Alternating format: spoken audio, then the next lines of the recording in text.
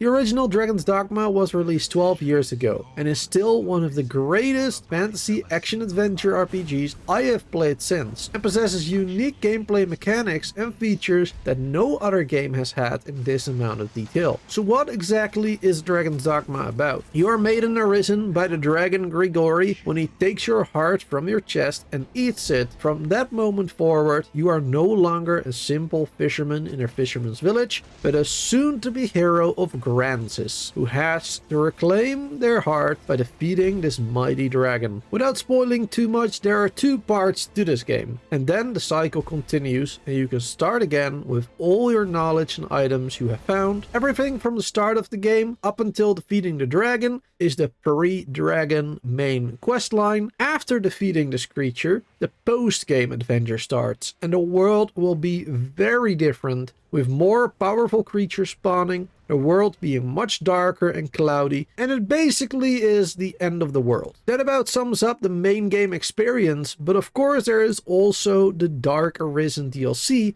that will add a whole new location to the game with multiple hours of new content. For this video, however, I will focus on the main game mechanics. So with that introduction out of the way, what else do you need to know about Dragon's Dogma? Number 1, very important for a lot of people out there, there is a fast travel option available. You can use a Ferrystone or a Eternal Ferrystone to fast travel to any Portcrystal location in the world. Portcrystals can be found in certain locations, and you can pick them up and move them around to wherever you want them to be. So you can place them at one of your favorite farming spots for EXP or one of the main quest locations so you can repeat them later when the cycle continues. There are per default already 3 locations you can always travel to using those stones, which is Grand Soren, the main capital, Casardis, which is the starting village, and once unlocked, the Bitterblack Isles from the Dark Arisen DLC. Number 2, you have a character level and also a vocation rank. Arisen's overall level is increased by earning XP, while defeating foes and completing quests. Leveling up will give you different stat growth depending on your vocation. For example, a fighter gets more health and physical defense,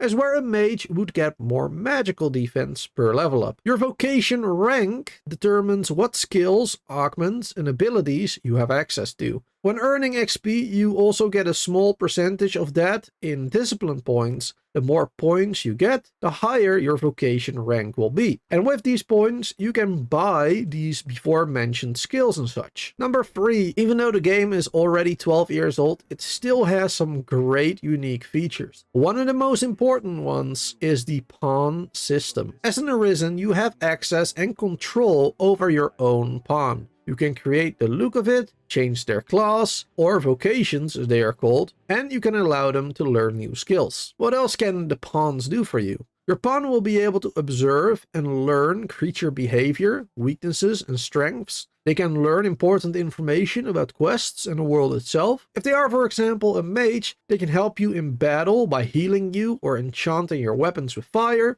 holy magic, or many other elemental buffs. As I mentioned before, you can make one pawn yourself, but the fun does not end there, because you can hire pawns of your friends or any other player in the world who has made one, and make a party of 4 total, including yourself, to make a party that can handle anything, hopefully. Number 4, what vocations are there to choose from? When you start the game, you get a choice after playing the intro to choose between a fighter, strider, or a mage. These are the basic vocations, but more will be accessible later. The fighter vocation is melee based and has a sword and a shield. They will be able to attack the enemy head on and block some attacks, keeping the enemy busy while other team members support them. The strider is an archer with a bow and also a set of daggers. They are great at damaging specific weaknesses like the eye of a cyclops with the bow, or they can climb on its back to his head and stab him in the eye instead. The mage is your basic spellcasting badass with fireballs, frost spells, and lightning, but is much more efficient as a support role with its healing abilities or by by enchanting weapons of your allies with powerful elements. Once you reach the main city, you can switch and choose between some advanced and hybrid classes too. The warrior is an advanced class and is stronger but slower than a fighter that does more damage to its foes. The mystic knight is a hybrid between the fighter and a mage. They can use a magical shield, sword, mace,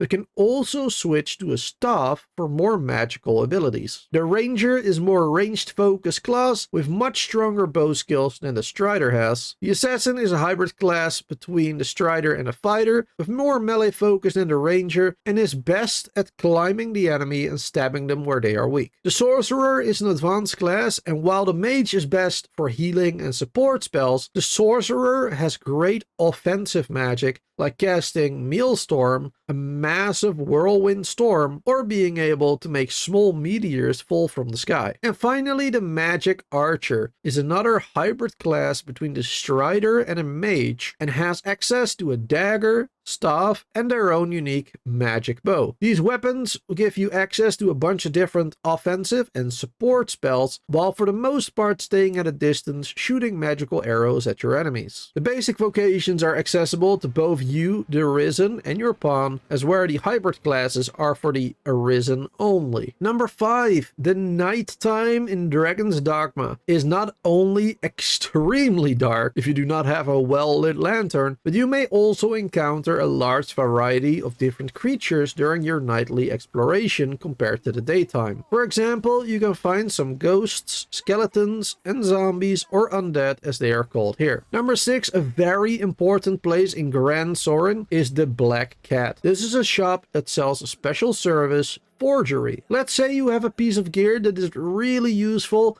but it's a quest item as well. So to complete its quest, you have to give it back to its owner. At the Black Cat, you can give them the item, and for the right price, they can make a forgery, allowing you to give the fake item to the quest giver and keep that useful item for yourself. You can also find lost quest items in this shop or buy a large variety of different weapon and armor sets. Early in the game, the struggle is real for some players, but you can make it a lot easier by getting better gear or upgrading your existing one. Some shops like the blacksmith in Grand Sorin will of course allow you to buy new equipment, but you can also enhance your current weapons and armor at the cost of some gold or loot that is dropped by your foes. Most materials needed for enhancing gear are easy to obtain, so do not feel afraid to use some early game items to level up your weapon. Number 8, now that you know about enhancing your gear, you will want to hoard materials like a loot goblin, but that will of course make you extremely slow as it will be too heavy to carry. But fear not, in the inn in Casardis, Grand Sorin, or some NPCs in other locations will allow you to store your items in a safe place so you do not have to carry them all by yourself. And what is even better, when enhancing your gear, it will automatically use the items in your storage as well, so you do not need to keep withdrawing those items. And my last tip for this video, number 9. Another fairly unique feature this game has is the fact that you can attack a creature on a specific spot during the fight, or when they are already a rotting corpse, you will be able to get more rare loot from them. For example, some weapons may need a rugged tusk